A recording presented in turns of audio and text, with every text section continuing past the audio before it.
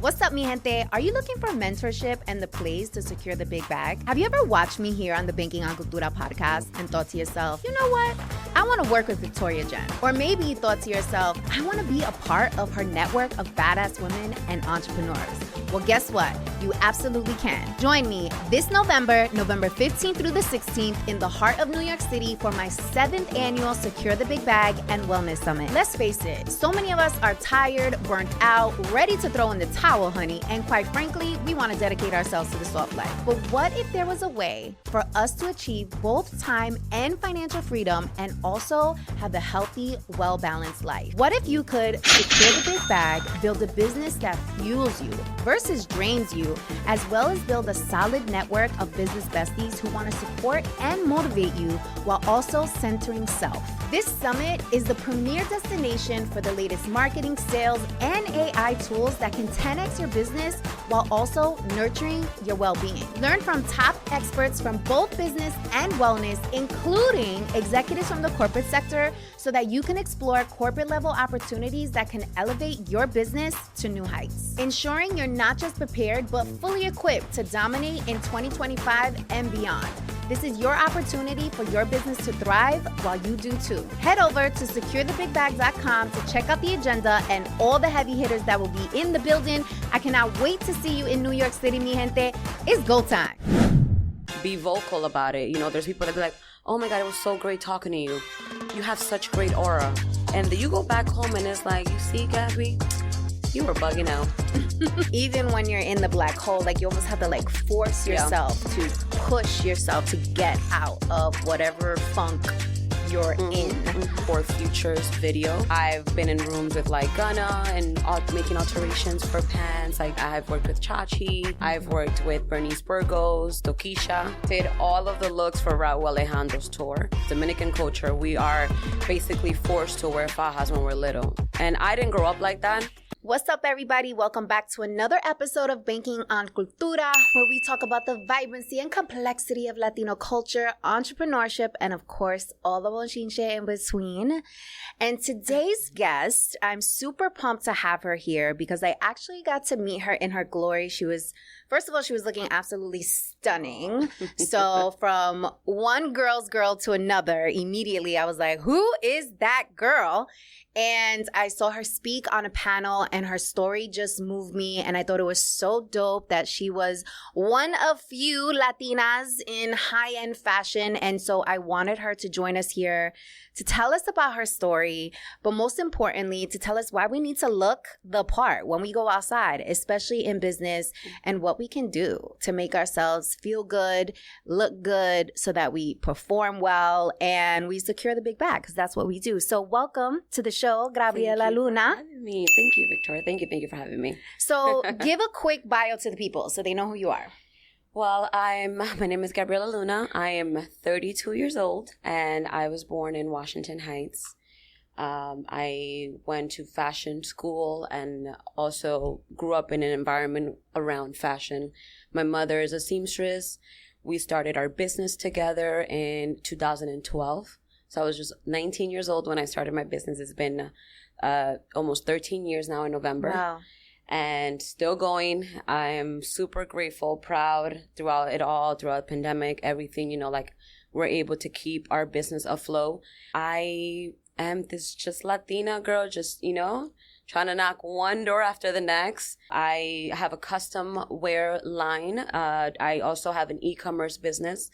But most importantly, I focus on that, luxury one-of-one clientele service for any special event, whether it is for your wedding night, for prom, maternity, baby shower, anything special, any milestone, generational milestone that you want to look to part. So I am your girl. I'm this designer, and I am located right here in the Garment District. I love that. In New York City. Yes. Y Dominicana. Yes, I am Dominican. Forgot the most important part. Hello. Like what? They're gonna disown me. So we like to start the show with some bochinches. So tell us something we can't Google about you or see on the ground. I don't know. I've always been very private about my dating life. I'm dating now. Fine. Like, Okay. hi. But yeah, I don't know. The thing with that is like I'm very transparent on my social media platform. I like to keep my intimate, like my personal business to myself, not because I'm a private person within my circle, but because I don't think it's necessary to just put on a show for social media platforms. You get it? So people only see the happy moments, the party, because that's my staple on my forehead. I'm the party girl, the life of the party. But I go through my ups and downs.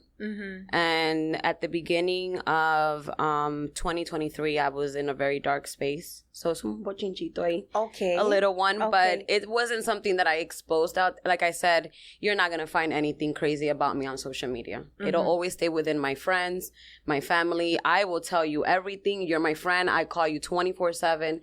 When I'm down, I'm not the type to hide. I am the one to speak, constantly need to talk to my friends and pick up the phone and call you. But that's just for my, like I said, for my immediate circle. So, first of all, I just want to say, when you dressed up as Samantha Jones for your birthday, I almost died. That was such a great birthday. Such a beautiful theme, like Sex and the City theme, and like all your girlfriends dressed as like one of the characters. Yeah, so right? It was like a Sex and the City theme. Everyone just dressed to impress. Go off, go all out. I love that. Everyone did. It was so and it was gorgeous. I was so like afraid that anyone was going to repeat a look because, you know, you always go for the staple looks. Right. All of the Carrie Bradshaw looks and like a lot of the Samantha Jones. That's why I had to be very specific in the invite, no red. Because I know that red look is a staple. It's an iconic look of Samantha. And I was going to recreate that. So off the back, people kind of knew what I was going to look like, what my look was going to look like. But I switched it and I did the hat. Yes. I added a little, you know, element to it. I also got inspired by a Mugler vintage blazer dress that they have. So I kind of, the neckline was a little Mugler-ish. And you made that. Right. Amazing. So I just knew that they were going to have an idea, but it was still like, you know, a beautiful dress up surprise. Not one girl looked like the other. Nope. And that was amazing. Some girls like had their own twist. It wasn't a specific look from the show, but something along the line, like very Sex and the City-ish is what I wanted. And they did so good. It was super cute. It was such a cute theme, and you was dressed to kill, darling. Thank you, love. Is Samantha so who much. you identify with the most from the show? I think so. I mean, everyone thought Carrie Bradshaw because she's the fashionista, but I just love the way Samantha is, very carefree. And that's what Samantha was like. It's very much like self-love and very fresca y siempre down for everything. Confident. And she was just a down. I'm a girl's girl. I love my friends and I've been blessed to have a great circle of friends. But I also can admit and, you know, take some accountability in the fact that sometimes I close off in certain moments where I can't relate. And you see how in the show Samantha was very much like, she was like when what's her name had a kid, the one with the red hair, Miranda had a kid, and it was just like, I love you, you're my friend, I'm here for you. But that's just, it was just so much, and I had to rewatch the show again to remember. And it was just like, okay, I'm ready, game on. Attitude person. I loved it. It was amazing. Yeah, it was a great theme. The social media was popping. You guys did such a great job. The cake was fabulous. Cake by Jenn. It was like she iconic. Was amazing. I sent her 2 photos. She said, I got you, girl. Like, she gifted me the cake because I've been a client for so long. And anyone you ask me, hey, do you know any pastry? Right here.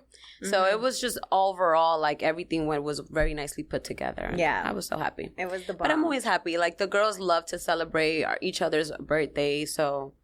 Yes. And I always want you to look the best when you're going to party with me. Like, everyone, I mean, I'm not going to subject y'all to wear black. No, go off. Everybody go off. Yeah. Do your friends always, like, hit you up when they have a big occasion? For the very special occasions, yes. For the most part, yes. I'm always making something for a friend, whether it's her birthday or they have a wedding to go to. It's always for that special event. You know, when I started my business, I was sewing for my cousins. So those were my first models, my first clients. And I also worked with a few of the nightlife women that worked, and, Instagram was in 2012, 2013, 14, Instagram is not what it is today. Right. Remember, Instagram was just pictures, and then videos were introduced. So I had all these girls that had a nice following, that were very well known in the Uptown area. They were those who were supporting. And it's always been like that for the very special occasion, because that's what custom is. It's a luxury. It is for a moment where you want to feel one of a kind. Yeah.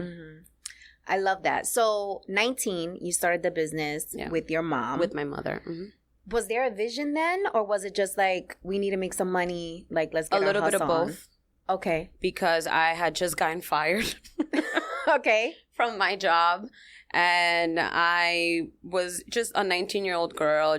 I would be at home and I would just online search and get inspired. And there were like websites like Nasty Gal back then that I would just like love everything that was on there, whatever she designed. And I just couldn't afford it. Is Nasty Gal still around? I don't know. I think she sold it, or it's something else now.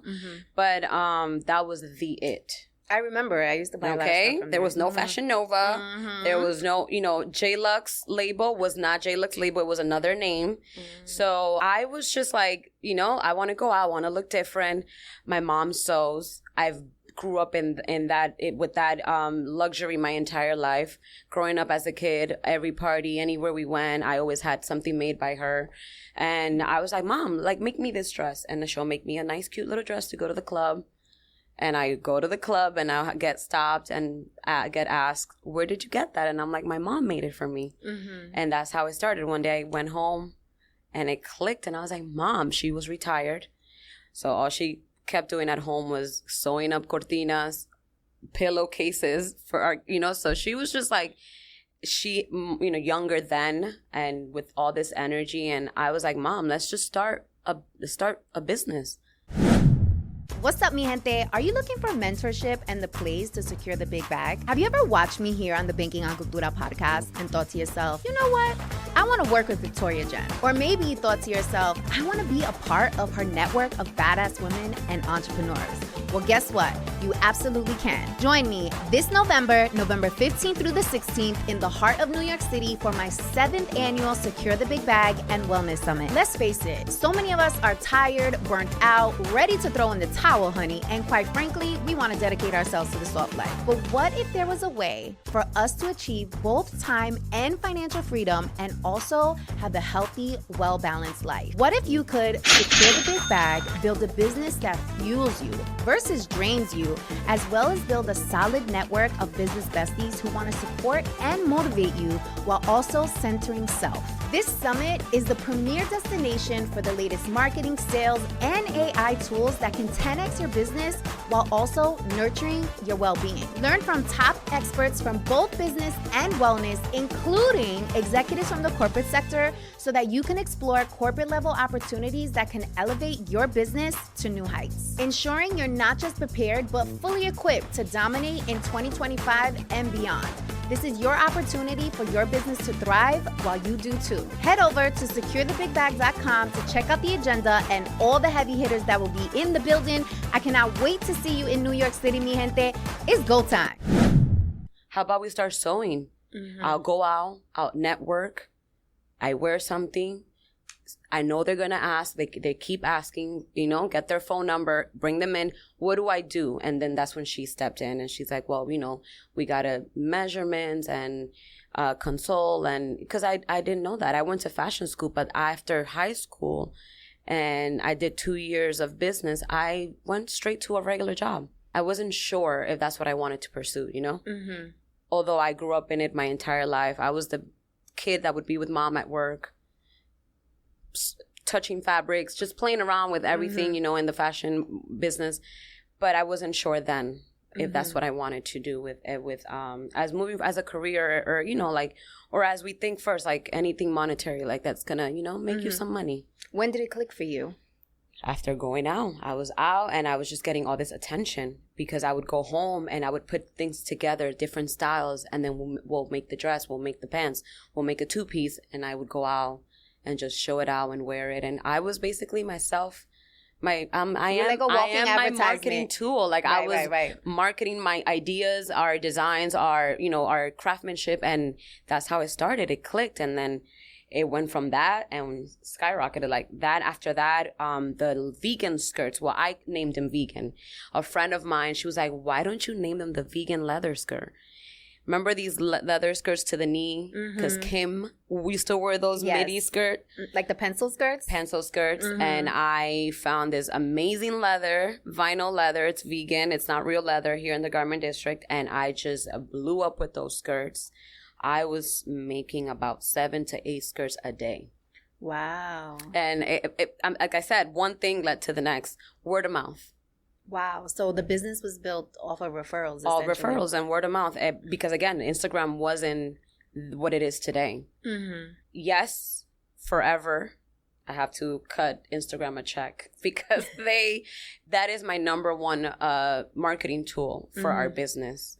My Instagram was the one place where I can showcase my work. And that's where I would, spread out to other areas because word of mouth can stay within your area right there. Is that still like your main platform? Yeah, that and, TikTok has helped a lot. Have you thought about Pinterest? Pinterest, we have Pinterest too. Okay. And we do get when we actually posted our fairy costumes for Halloween, our picture went viral. Like it just, and yeah, those are, but I have to give it to IG. That's where it started. And it's still to this day is the main, and it's the strongest foundation for the business because that's where it all started.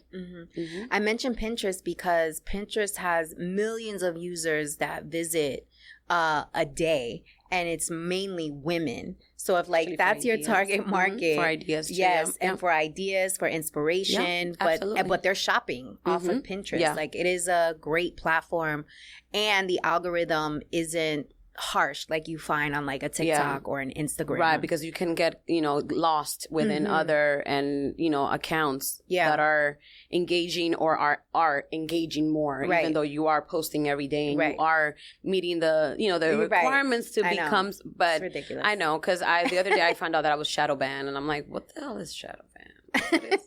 But I'm like, okay.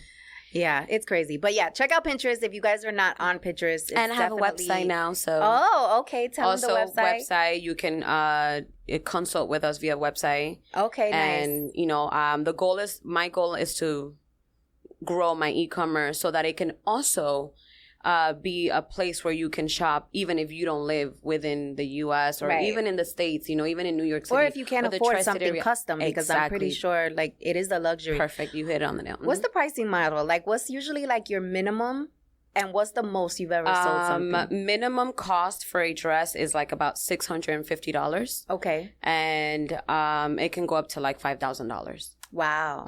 Okay. What's the longest you've ever spent on like creating design? Well, usually wedding gowns would be the longest process. So the wedding gowns, we require for the client to get in contact with us 6 to 8 months prior to the date. I don't need more than that.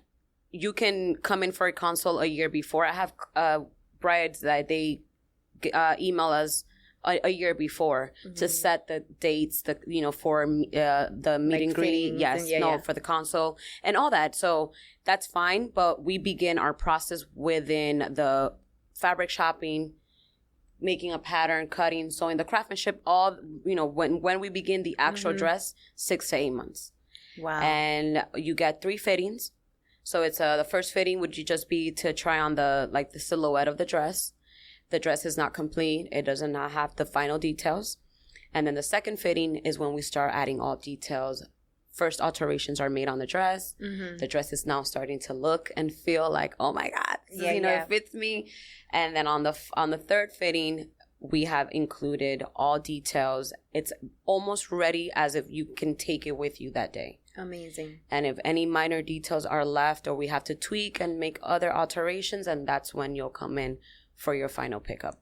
Those are all fittings spread out within months. So like every 1 or 2 months you come back for your and this is why we need 6 to 8 months to get the process done. So your designs have also attracted the likes of like celebrities. I know Mhm. you've worked with some folks, so Mhm. you want to flex a little bit of some folks you've worked with? Yes. It's for me though, I do a lot of like the influencers. Okay. So I've worked with for example, I did do these ballerina looks for Future's video.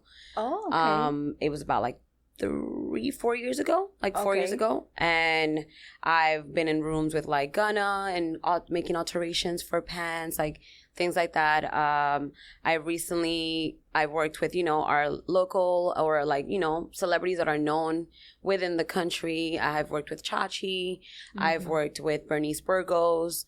I'm sure I'm missing some of Tokischa. Mm-hmm. I recently made Tokischa's look, which is our infamous croc style corsets. I made her this one-of-one two-piece for her video. Nice. I did also, I forget, I'm sorry. I did all of the looks for Raul Alejandros tour. Wow. And that was exciting to see that on stage. I was like, oh my God. It's never, you never get used to it. Yeah. Or maybe it's because I'm always walking around with like, I should do better. Mm-hmm. I will do better. This is not it. Yeah. So I always have this like, oh my God, I can't believe that's there, and then that's... And that you made that. Right. So, and amongst other people that, like I said, that have helped my business, in big influencers that has helped people with a following, that are just engaging with your business and are helping you in other ways, and also my regular day-to-day clients who are the ones who help me pay my rent. Mm-hmm. And those are the ones that I don't prioritize you just because you have a following or because you are, there's a certain service, or not service, everyone's treated equally, but there is just, a different demeanor and attitude that you hold within a consultation depending who you're seeing that day. Mm-hmm. But everyone, I'm grateful for everyone. Mm-hmm. Because when there's no celeb, when there's not a top influencer, there are the regular people like you and I that are going through different milestones, different events, and I appreciate that I'm the one brand that they think of. Mm-hmm. Or I have to come to you because I know you're going to snatch me or that you're going to give me. Because, honey, those corsets, they are snatching these girls out here. Like... I know. Good. They're gorgeous. That. They're gorgeous. You had a corset on the day that I met you. Yes. And you looked so that's gorgeous. My moss corset. It's online. It's on our website. You can shop. What is the website? GabrielaLunna.com. Okay. Yeah. Sorry. Love it. Okay. Amazing. All right. So 13 years in the business. Mm-hmm. I'm pretty sure there are a lot of lessons learned there. Mm-hmm. But where did it start? Did it start in your house? It started at our apartment. Okay. We just took one of our bedrooms and just, hooked it up and got our sewing machines. We always had sewing machines in our homes, but we just, went and just reinvested and just started working from home. And at what point did you say, okay, we need to actually like have a bigger location? When it started to get overwhelming, it got overwhelmed with all the clients and all the people just going home. I would come home or be at home all day and it didn't feel like a home anymore. But I also partnered up with Ali, who is my, I consider him one of my greatest friends, let alone a mentor in the business. He met me when I was 18 years old. I was walking around the garment district just shopping, looking for a specific fabric, and we clicked. We became good friends, and then when he got a new location, is a 3-floor store, he then sat with me and was like, I was wondering if you want to use the space upstairs.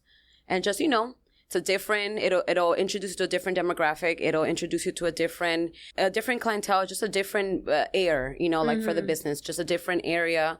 You are right in the garment district. And I thought it was a great idea. And that was 5 years ago. Wow. Okay. And the store's been open for like about 7 years. Mm-hmm. And for the first 2 years, I was back and forth. Okay. And then 5 years ago, I've been established right next door, 257 39th Street. Mm-hmm. And that's where my showroom is located. I'm within a fabric store and it's great. Mm-hmm. You come in, it's a one-stop shop. You look at fabrics. We are in the garment district. Mm-hmm. We can my consultations are structured where you have our 15 to 20 minutes to discuss design. Then we step out and look at fabrics. And it all worked out. It's the best thing I ever did and it just helps you want to do better for the business rather than staying home. I love that. And for those who don't know, the garment district in New York City is like, where does it start? It starts on we'd say like 32nd. Okay. All the way to like 41st between 6th and 8th Avenue. Okay. So that's the block radius. Yeah. It's always interesting walking around. Like right after like district. 29th, that there's like 28th is like the flower district. Right. And then, so that would be from like 31st, 32nd, all the way to 41st Street. I love it. So were you scared going into your own space and expanding in that way? Yes, you are, because you just, it's a comfort. You know, you're comfortable where you at, and then you get the, oh my God, you're so far. Oh my God, I can't find parking. Right. Oh my God, I can't park. So it's like you feel like now it's like an inconvenience. But no. It's just, you know, you want a bigger, a better look, a better status for your business. You want to feel like you're growing, you're meeting growth spurts, you know, throughout like your business. So yes, it's scary. And I also share the space for the first 2 years with other designers. Okay. So yes, it was scary, but at the same time, we were like with each other. It's like you weren't alone in a room or like in a classroom. So you're like learning with others. But it just started to get a little bit more like, when I had to like now, like, okay, I got to pay everything myself now. Because I took the space for myself. I renovated. I turned it into like the showroom that I wanted my brand to be placed at and to represent. So it could be scary. How do you fight through the fear? You just have to, to me, it's just like, I can't let it get to me. I just look at others who are in a better position with their business and have gone further than I. So it's like, okay, if they did it, I can too, you know, like I can do that. Or I want to be able to say, well, I'm better than I was a year ago, 6 months ago, you know, like you want to always feel like you're doing something better. So the fact that I'm constantly like, okay, well, no, because I was at home, working from home. I felt like my business and my brand was stagnant because I'm at home. People are not taking you serious. Because I'm working from an apartment, which there's no shame to that. Like I said, you start where you need to start. But these are the thoughts that are helping me not be scared and to move forward, is telling myself the things that, well, you were doing that's great, but what about what's the next thing, you know? I always say that the best way to fight through fear is to create shit and get shit done. And just do it. Make progress. The worst that can happen, they're not going to like it, and you're going to get 2 sales, and then you do the next. Right. The next idea. Right, exactly. The next idea. Like, fail fast, no emotion, move on to the next thing. It could be discouraging. You'll be down, but it's just work on whatever it is. I always have this fear when I'm putting together an event that no one's going to show up. And they're like, how? But you have so many followers. It doesn't matter. Some people like to support you from afar. They like to support you from their screens, you know? And it's like, I'm like, oh my God, but you just have to do it. I love it. Yeah. So during our Bonchinche hour, you shared in 2023 you were in a dark space. So entrepreneurs, I feel, are always on an emotional roller coaster because the emotions of dealing with the business and then your personal life or whatever's going on outside of the business. So how did you manage that time in your life? And what are some kind of lessons learned that you can offer for those who might find themselves kind of like in a dark space or just feel like they're in this hole and they're trying to crawl out and they just can't, but then they still have this business that they need to show up for? I feel like you just have to, again, I've been blessed to have a group of people that support and that that are available to listen. You know, sometimes we have friends, but they're like, they can give you the, it's too much put on me, you know, like we all have our own lives. And although that is a healthy way of living and of thinking that you need to take care of yourself, it's a good thing to be there for others. And for me, when that happened, I was not okay. I was like, I had a little weight on me too. I was constantly like lashing out on loved ones, and like I was just like not a happy person. I constantly felt, and I'm not, I don't like to use that word depressed because I don't know what that feels like. I can be genuinely honest that I've never felt that. So it wasn't that, but I was constantly sad. And I was going through like a little heartbreak of a situation that, like, so I think that was dragging along from 2022. It dragged into 2023. My friend had passed away, my best friend. And the business was okay. I've anything, I've had a slower year, 2024, but it was just mentally. And if you're not mentally okay and at peace, you cannot show up for all the other areas in your life. And so I was lashing out. I was having arguments with friends and family. So I would just bring this back to work. And I wouldn't function properly at work because I'm not okay. Where, back home, where to me, those are the people that matter. And I remember that for my birthday last year, I had an okay birthday because within that vacation, a lot of arguments happened. And I was like, I don't like that. I don't want to be like that. So you have to ask the people that you're hurting or that you are having these problems with, what can we talk about it? Mm-hmm. How can we fix this? And that's how you start. You want to take a little bit of accountability. Start with that, and it helps. It's okay for you to say sorry. I feel like that started, and then I just started working out. And just, to me, what helps me is I want to fix myself up. I want to, ponerme bonita, salir, have a good time. And that picks up my energy and my mood. Mm-hmm. It doesn't work for a lot of people. Some people rather be closed up, like they don't want to be around others because they feel like they're pouring that energy into others. But I promise you that talking to the people that you love and saying, I'm not going to stay on this couch today, or I'm not going to stay in bed today. I'm just going to go out and have a good time. What's the worst that can happen? Well, a hangover, but at least go out and have a good time. Right. And that helped me. Mm-hmm. Mid 2023, I met this person, and it's the guy that I'm dating. El bebé. La cosa más bella. El chulo. Right. And it's just... Que nadie sabe. Nadie. And I'm okay with that. You ain't gonna see who I'm dating.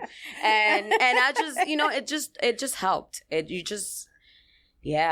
just helps you when you're just out there. You got to get up. You have to take care of yourself, like start with that. Like start with your body, with yourself. Mm-hmm. And it'll just open up everything, all the air, all the energy is going to open up. I love that. So what I'm hearing is, take accountability for what's going on. Yes. Like, why are you in the black hole? Mm-hmm. What's going on with you mentally? How are you treating your relationships? Look at yourself in the mirror. I know therapy helps. Mm-hmm. I didn't suggest that because I've never done therapy. So I'm not going to promote something that I've never done. But I have friends and family, and it does help. Okay. It does. Mm-hmm. So accountability, possibly therapy if you're into that. And then also start pouring into yourself, taking care of yourself physically, which will transfer into other parts. Confidence boosts up. And like the next thing you know, you're just like taking things you're approaching things in a better light. Right. Yeah. And then thirdly, which I really love, is go outside. Yeah. Go outside. Get off the couch. You don't know what that person out there that you meet, anyone is going to do to you, or what you're going to do to that person. And they might tell you, be vocal about it. There's people that be like, oh my God, it was so great talking to you. You have such great aura. And you go back home and it's like, you see, Gabby, you were bugging out. Everything's going to be okay. Yeah. And I'm a fan of going outside. I actually feed off of people's energy. Like, I need to be outside. Like, during the pandemic, I was depressed because I needed to be outside and I couldn't go outside. I needed to be around people, and I needed to be around people. Travel. Yeah, I was out. Me out. Too. Even before that. I was out because I couldn't be inside. Like, I feed off of people. Yeah, like, we were I the need irresponsible to be outside. ones. Yes, we were. But technically we weren't. No, it was something, but then it was nothing. But anyway, like, I need to be outside. So I agree. Like, you need to life is meant to be lived, darling. Even when you're in the black hole, like you almost have to like force yourself to push yourself to get out of whatever funk you're in. Because if not, you're just said and done. But just little steps, right? Just minor steps are gonna help. So, okay, 13 years in business. Give us your top 3 lesson learned. I feel like be open to collaborate and work with others. You're going to learn things that you don't know about your own business, or even things that you can implement in the business so that you can help your business grow in all areas, right? Marketing. It's important. That's one of my lessons that you need to learn your clientele. You need to know who is it that you want to provide a service to. So learning, the biggest lesson for me is knowing, okay, you just put something out there. That's not how it works. It's not going to, you're not going to sell that way. You have to be able to be intentional about the way that you go about anything that you put out there. You're within, whether for me in my line, my business, or any other business, you have to be intentional about it. And the third one, I would say, never stop studying. You need to study so that you can stay on beat and on track. Because even for my business, the fashion world, it's constant changes.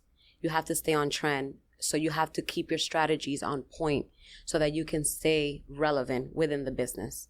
So studying all the way so that it doesn't, you don't get caught off guard. If this is why it's been 13 years, because I feel like every day I am trying to relate to the new upcoming clientele or the new generation, so that to me, it's what is part of the lesson, studying. Yeah. I love that. I love those lessons. Because it's like, growing up Latina, we don't get the tools to start a business, or, hey, it's not a handout. We might be the first generation to have a successful business, or like some first to graduate college. And we're just taught, like, get a job, work, and be a good employee. And those are the things that impedes growth in our culture. But I feel like you got to break that. You have to break that and it's literally breaking yourself so that you can grow.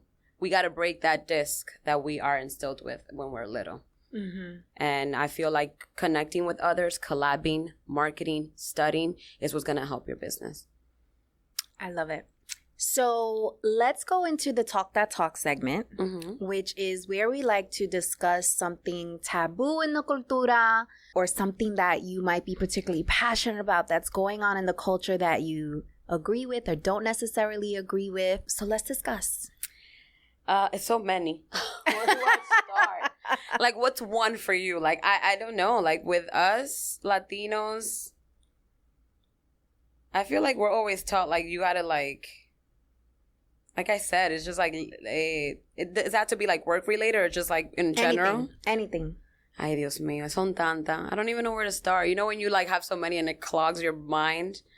What is the one that irks you the most? Or that you wish you could change? Yeah, say that. What are you thinking about? Say that. No, it's like, okay, when our parents tell us, okay, this is so funny, but our parents tell us, because I just recently came back from vacation and I had a talk with my mom, and when I was on the phone with her, she was like, ay, pero no coja mucho sol. Que tú no puedes coger sol, no puedes, like, I don't know if it's a Dominican thing too, but like, it was like, como que no coja mucho sol para que no te pongas prieta, como pa que te quedes siempre, like, and I'm like, Mom, bye. There's this thing with our culture, with my culture, our Dominican culture, with the, Do you mean like the beauty standard? The beauty standard, like, like no te pongan para que no te cultas. That's the word. I was like, para que no te culta, no llegue cultía tampoco. And I'm like, oh my God, you're so annoying. That's one. Like I said, there's so many that right now I have like a blockage in my brain. So do you find that Latinas in particular, there's a pressure that's put on them to have a particular like beauty standard that they need to meet? There could be, yeah, there could be. Not necessarily, like I didn't grow up in a home where I was forced to do things, or like I recently saw on a podcast online where like she said that in the Dominican culture, we are basically forced to wear fajas when we're little. And I didn't grow up like that. So I'm only going to speak off my experiences and what I lived. I didn't grow up like that. I did know that my mom, you know, and I was a little chubby growing up. I was a chubby girl. I was allowed to eat anything I wanted. But I do know that there is a certain age with us girls that they just start telling us, you know, like, mami, like, you know, cuídate, like, cuida, like, you know, la boca y eso, cosas así. But it's not, again, everything that was told to me came from a place of love. So nothing was ever forced. But I do see that we do have a little bit of that pressure to stay on point, to watch our figure, to just, you know, watch our skin, no coja mucho sol, you know, or, you know, like maintain your hair fixed. And I am sorry, but I am grateful for that, and I appreciate it. What's up, mi gente? Are you looking for mentorship and the place to secure the big bag? Have you ever watched me here on the Banking on Cultura podcast and thought to yourself, you know what? I want to work with Victoria Jenn. Or maybe you thought to yourself, I want to be a part of her network of badass women and entrepreneurs. Well, guess what? You absolutely can. Join me this November 15th through the 16th in the heart of New York City for my 7th annual Secure the Big Bag and Wellness Summit. Let's face it, so many of us are tired, burnt out, ready to throw in the towel, honey, and quite frankly, we want to dedicate ourselves to the soft life. But what if there was a way for us to achieve both time and financial freedom and also have a healthy, well-balanced life? What if you could secure the big bag, build a business that fuels you versus drains you, as well as build a solid network of business besties who want to support and motivate you while also centering self? This summit is the premier destination for the latest marketing, sales, and AI tools that can 10x your business while also nurturing your well-being. Learn from top experts from both business and wellness, including executives from the corporate sector, so that you can explore corporate-level opportunities that can elevate your business to new heights. Ensuring you're not just prepared, but fully equipped to dominate in 2025 and beyond. This is your opportunity for your business to thrive while you do too. Head over to securethebigbag.com to check out the agenda and all the heavy hitters that will be in the building. I cannot wait to see you in New York City, mi gente. It's go time. I felt I was not suppressed. I wasn't, it wasn't a mistreatment. It was more of a like, okay, this is what shaped me to want to look the way that I look. To always make sure I looked apart, you know. I don't know. I like it. Do you? And if I ever have a daughter, she's gonna be like that too. Like, hello. So, do you find that creates unnecessary insecurity in young girls? It can, just like everything else in the world, Victoria. Everything else can. You just have to teach your child to be strong and self-love. Self-love comes from home. Mm-hmm. So I always feel like it's not what you're saying is a delivery. Mm-hmm. It's how you say things. Mm-hmm. So if you want to make sure, if you have a daughter and she is, you know, there's certain kids that they put a little bit more weight on when they're little, and then they go through puberty and their whole body changes. Boys can be chubby all through their like 14 years old, and then after they hit 15, they're all long as a tree. I don't know how that happens. Que crecen muchísimo y se ponen super. It's just the way that you are speaking to your child. It's going to happen everywhere you go. The minute your child steps out of that home, if you did not teach them self-love or to be confident or to have tough skin, they're going to feel insecurity outside in the world. It's not the mom and father's fault. Es como lo dicen. We could be a little rough with what we say. Mm-hmm. Los hispanos, nuestra cultura, we're too así, como que no medimos la boca. Like I tell my mom, a veces, mídete. Por favor, like, I know you don't mean any, and she's learned so much. I'm the youngest of 5, and she had me when she was 38 years old. Wow. She was already a grown-ass woman, about to hit 40, had a whole style of raising kids. My 4 siblings, you know, born in the 70s, and then I was born here in America. Different. She was like becoming a mom all over again. So within that raising me, she also learned to do things differently. And it was a new way of teaching. And I've taught her, mami, eso no se dice. Like, watch your mouth. Or, you know, y ella, she's so grateful about that, you know? I love that. Do you think that the pressure is put on Latinas with this beauty standard and to just, keep ourselves together is for the appeasement of men? Oh my God, that's such a controversial question.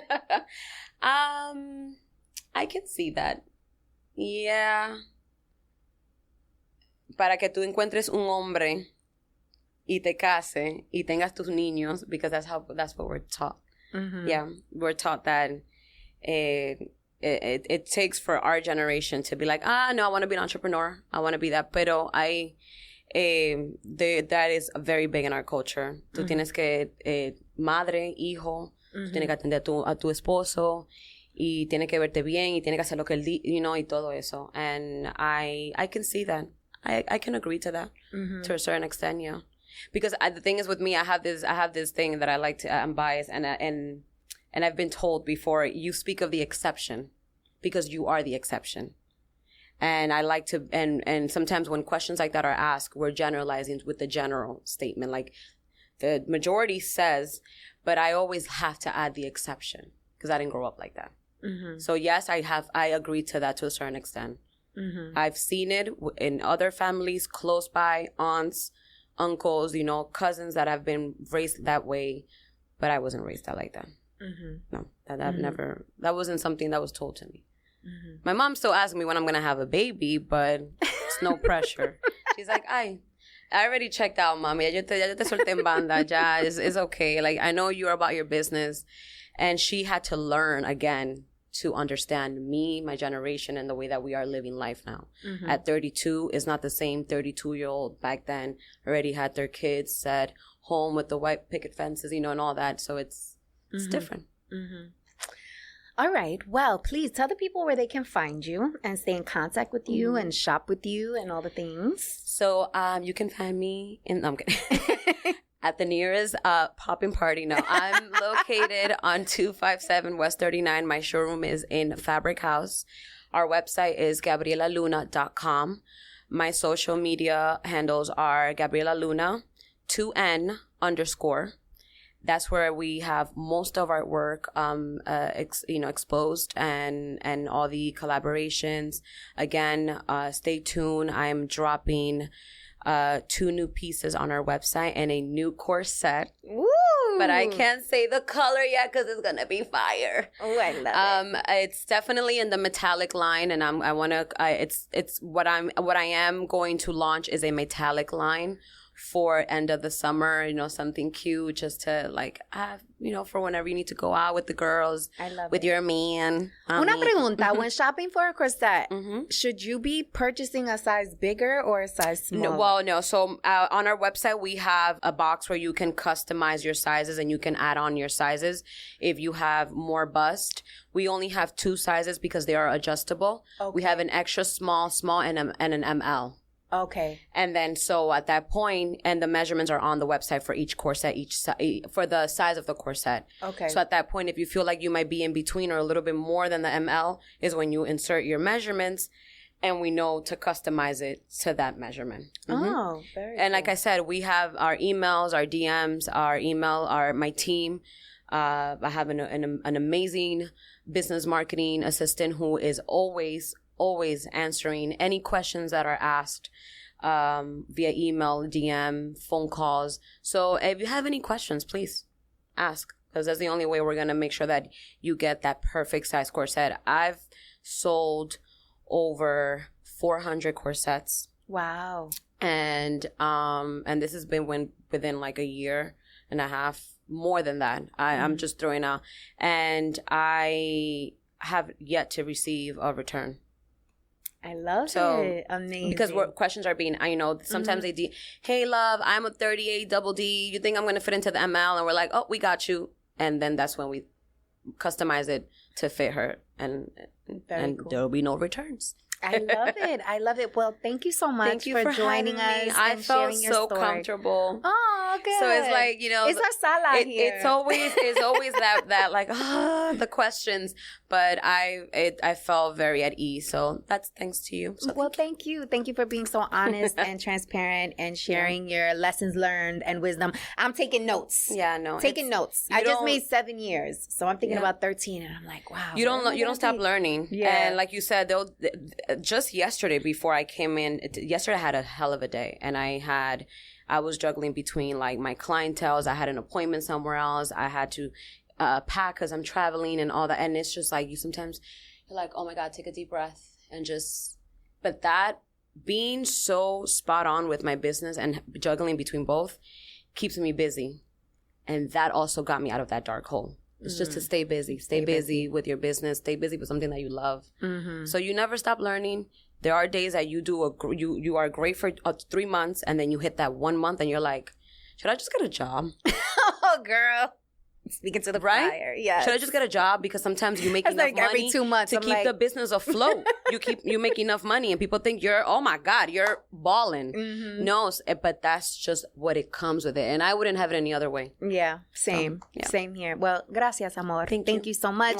Thank you for having me. Shout out to you guys for joining us on another episode. As always, if you enjoyed what you heard, make sure to leave us a review. Make sure to subscribe. All the things. Oh, and we've got an email address. bankingoncultura@gmail.com. So send us in your questions, your recommendations, things you may not want to say on a public platform. Send them to us. They are safe with us. And thank you so much, guys, for the support. And I will see you in the next episode. Ciao. Bye. Mi gente, did you enjoy this episode? Are you loving Banking on Cultura? Make sure to subscribe and follow us. Our goal is to grow this community so that we can all embrace our Latinidad, secure the big bag, and never question our cultura ever again. Please also take a moment to leave us a review. I love reading your reviews. Let me know what you are thinking, what guests we should have on, and if there are any topics you would like me to cover. I appreciate you so much for being here. Te amo mucho, and I'll check you out in the next episode.